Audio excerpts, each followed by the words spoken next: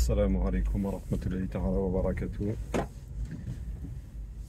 Il ne vous aura pas échappé que la plupart du temps je fais mes vidéos en voiture.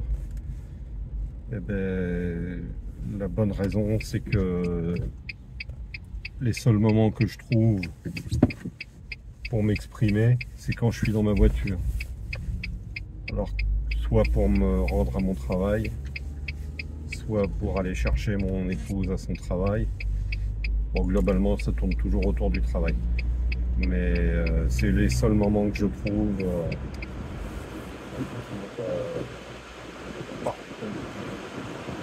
parce que le reste du temps, je regarde pas le travail.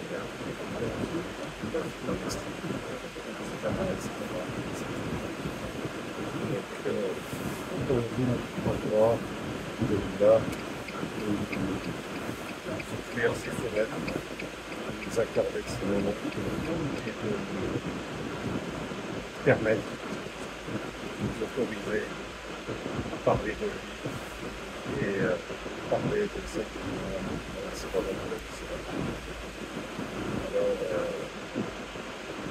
le mauvais côté, c'est que la qualité n'est pas vraiment, mais je ne suis pas un entrepreneur. Mon objectif va faire regarder certaines vidéos. Mon objectif, Inch'Allah, c'est toucher les cœurs en bien ces vidéos ne toucheraient qu'un seul cœur dans l'espace de 50 ans. Si Allah cette période, eh bien, si j'arrivais à toucher ne serait-ce qu'un seul cœur, c'est une période si longue, et là j'en serais honoré. J'avais envie de parler d'Arwa. Parlons d'Arwa. Moi, je suis français de souche, 100% français. Ma mère est normande, mon père est parisien. Voilà, il n'y a pas une goutte de sang arabe dans mes veines, du moins pas à ma connaissance. Il se trouve que Allah, subhanahu wa ta'ala, m'a ouvert le cœur et m'a honoré par l'islam, m'a honoré en me faisant embrasser la religion qu'il a agréée, en me faisant connaître ne serait-ce que le nom de Muhammad sallallahu alayhi wa sallam, parce qu'il faut savoir qu'il y a énormément de Français dans ce pays qui ne connaissent même pas l'existence du prophète Muhammad sallallahu alayhi wa sallam. C'est comme ça. Les gens sont voilés, c'est pas leur faute, ils sont voilés. Et il n'appartient qu'à nous, musulmans de naissance, musulmans d'origine maghrébine, musulmans d'origine arabe, musulmans convertis. Il n'appartient qu'à nous de faire les causes pour que Allah opère le dévoilement chez ces gens.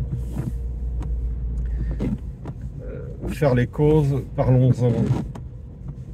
J'ai l'impression que dans ce pays,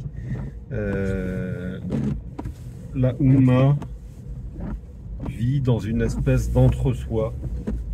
C'est-à-dire que d'un côté, il y a nous, les musulmans, avec notre islam, avec nos rites, avec nos prières, avec notre Ramadan. Et d'un autre côté, il y a, alors je vais dire, Al-Kafiroun, les mécréants. C'est pas, le mot n'est pas péjoratif dans ma bouche, mais bon, il faut bien appeler un chat. Et les gens qui n'ont pas reçu l'ouverture, le dévoilement par rapport à l'islam, ben, Allah dans le Coran les appelle Al-Kafirun. Donc il y a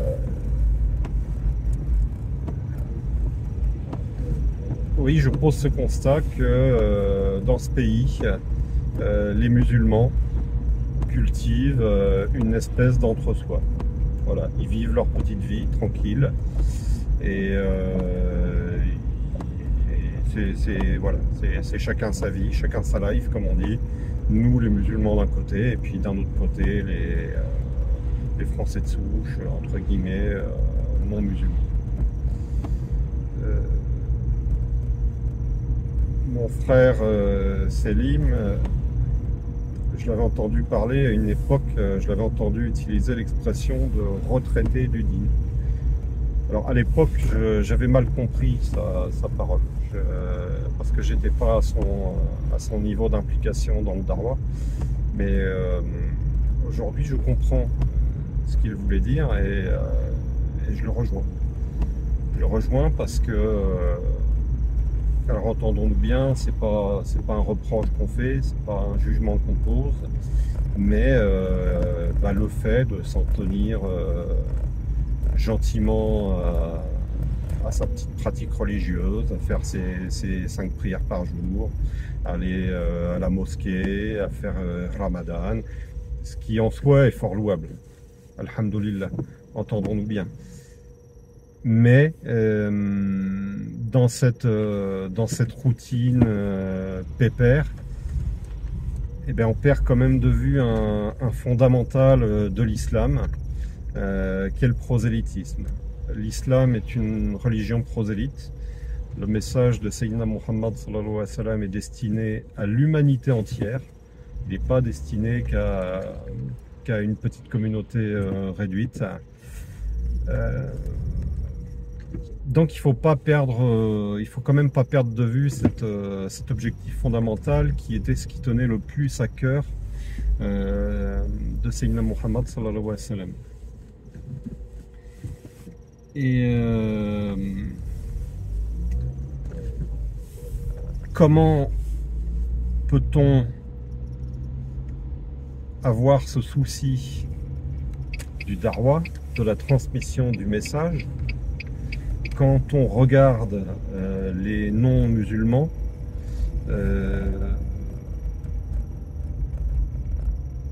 avec, il faut bien le dire, une certaine part de jugement. Ça revient de manière récurrente dans le discours des musulmans. La France, c'est un pays de coufre, c'est un pays qui n'applique pas la charia. Soit dit en passant, la charia on ne peut pas dire que la charia soit appliquée à la lettre dans les pays dits islamiques, mais ça c'est un autre problème. Ça c'est autre chose. Mais dans l'esprit des musulmans en France et peut-être dans les autres pays dits occidentaux, les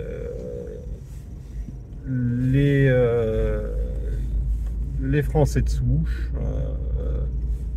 comment dire,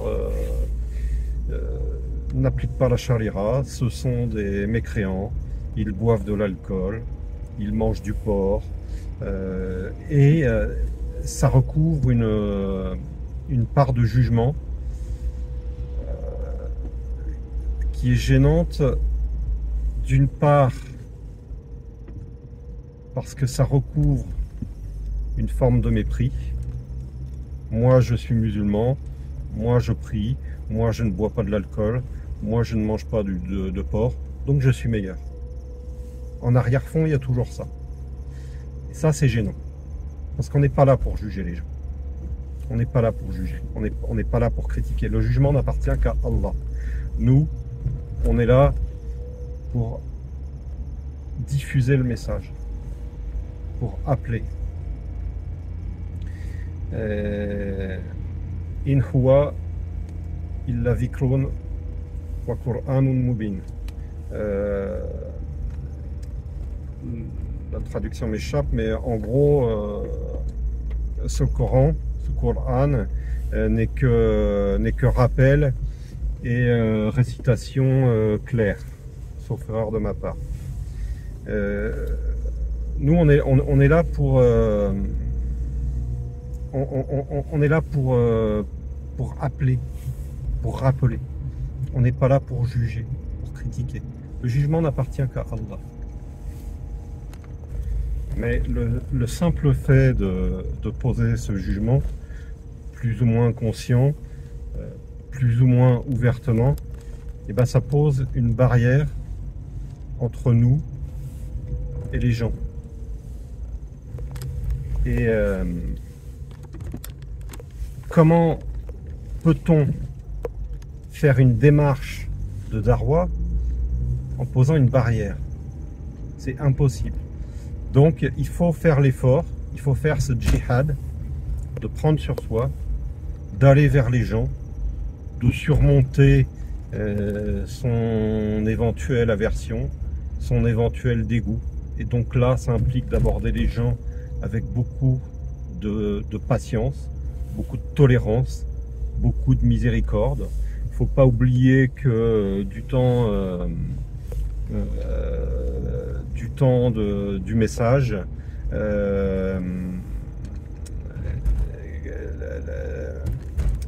les premiers, comment dire, les premiers à être appelés donc dans la tribu des Quraysh avaient des mœurs peut-être pires que celles de nos mécréants, entre guillemets. Et si le prophète sallallahu alayhi wa sallam n'avait pas surmonté ça, comment aurait-il pu réussir à transmettre le message? Allah subhanahu wa ta'ala dit فَبِمَا رَحْمَةٍ مِنَ اللَّهِ لِنْتَ لَهُمْ وَلَوْ كُنْتَ فَظًّا غَلِيظَ الْقَلْبِ لَانفَضُّوا مِنْ حَوْلِكَ. C'est par quelque miséricorde de la part de Allah que tu as été si doux envers eux. فَبِمَا رَحْمَةٍ مِنَ اللَّهِ لِنْتَ لَهُمْ وَلَوْ كُنْتَ فَظًّا غَلِيظَ الْقَلْبِ لَانفَضُّوا مِنْ حَوْلِكَ. Et si tu étais rude au cœur dur, il se serait enfui de ton entourage. Donc suivons l'exemple de notre prophète sallallahu alayhi wa sallam, mettons nos jugements dans nos poches, ayons une approche miséricordieuse envers ces gens qui ne sont pas irréprochables, mais nous-mêmes sommes-nous vraiment irréprochables, et commençons à nouer le contact. Alors nouer le contact, ça ne veut pas dire rentrer dedans comme des bourrins. Hein, ça veut pas dire approcher les gens. Ouh là là, tu bois, il faut surtout pas boire, c'est haram. Les gens ils comprendraient pas. Les gens ils comprendraient pas. On commence pas par ça. On commence par comment dire, parler des bienfaits de l'islam. Parler des bienfaits, on témoigne. On témoigne. Shahada, c'est témoigner. Donc déjà, si soi-même on prétend témoigner, si on prétend avoir témoigné, avoir dit la shahada, on doit être en capacité de témoigner auprès des gens dont on veut convertir le cœur de tout ce que l'islam a pu nous apporter de bénéfique. Et la plupart des musulmans convertis ou des vrais croyants, parce que c'est pas parce que on est musulman qu'on est croyant. Qalatul arabi amanna kullam tuminu walakin kulu aslamna. Les Arabes ont dit nous avons la foi. Dit vous n'avez pas la foi. Vous êtes seulement soumis. C'est pas parce qu'on a dit ashhadu an la ilaha illallah, ashhadu anna muhammadan rasulullah qu'on est croyant, qu'on a la foi. Donc j'ai perdu le fil. Oui, si on veut gagner le cœur des gens, il faut pouvoir témoigner. Il faut pouvoir témoigner des bienfaits que nous a apporté nous cette parole, la ilaha illallah, Muhammadun Rasulullah. Et si on témoigne avec sincérité, avec le cœur, là, on aura peut-être une petite chance de réveiller la lumière qui tremblote comme une petite flamme vacillante au fond des cœurs. Et cette lumière, elle demandera qu'à grossir. Et après seulement, les gens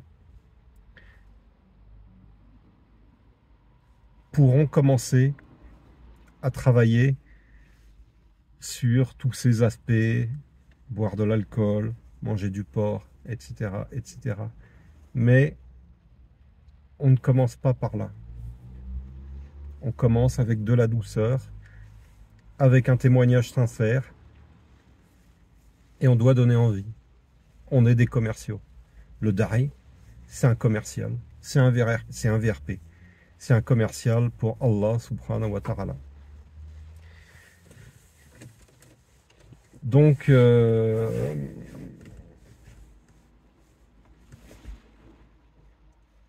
voilà le message que j'ai envie de faire passer dans cette vidéo, Inch'Allah, c'est de casser ce mur invisible, ce mur virtuel qui nous sépare des mécréants, entre guillemets, de faire le pas vers eux, de leur tendre la main, et ça commence par des choses toutes bêtes, toutes simples, par un sourire, par un petit coup de main de temps en temps, et même si on voit que ces gens sont dans la transgression, etc., il faut vraiment, vraiment arriver à surmonter tout ça, sinon on n'arrivera jamais à rien. Faire da'wa dans des pays où règne une fitna profonde, je vais utiliser une métaphore un peu crue,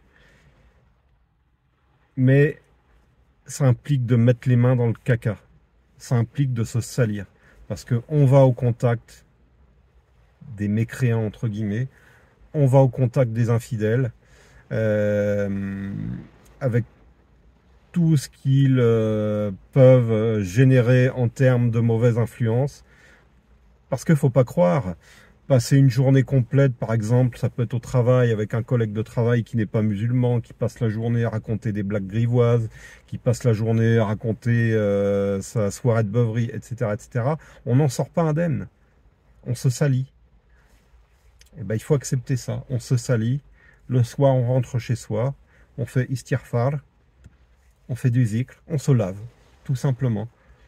On a mis les mains dans le caca. Et ben, on se lave. Et on retourne à l'ouvrage. On retourne au boulot. Et on persévère auprès de ces gens. Par la constance du bon comportement. Par la constance du sourire. Par la constance du petit coup de main. Et on montre la meilleure image possible, parce qu'il ne faut jamais oublier que l'image qu'on renvoie, c'est celle de notre prophète sallallahu alayhi wa sallam. Et quand des musulmans affichent un mauvais comportement, c'est leur prophète sallallahu alayhi wa sallam qu'ils salissent aux yeux des gens qui ne connaissent pas le prophète sallallahu alayhi wa sallam. Le prophète, rien ne peut le salir, rien ne peut l'atteindre. Mais ça va contribuer à renforcer le voile qui existe entre ces gens et le prophète Muhammad sallallahu alayhi wa sallam. Qu'Allah nous aide, qu'Allah nous facilite, qu'Allah nous permette de surmonter nos réticences, nos dégoûts, qu'Allah nous permette d'aborder tous ces gens qui ne sont pas musulmans avec beaucoup de patience, avec beaucoup de miséricorde, avec beaucoup de compréhension. Sinon, on n'arrivera jamais à rien. On est là pour appeler. On est là pour transmettre le message. On n'est pas là pour rester de son côté et pour attendre que ça se passe. Pour faire nos petites prières, nos petites prières de notre côté, notre petit ramadan. Les gens, ils nous voient faire ça, ils comprennent même pas pourquoi on fait ça. Donc déjà, si on commençait par leur expliquer avec des mots simples, bah ce serait déjà une première ouverture. Vraiment qu'Allah nous aide à faire ce travail. Barakallahu fikum wa jazakumullahu khayran.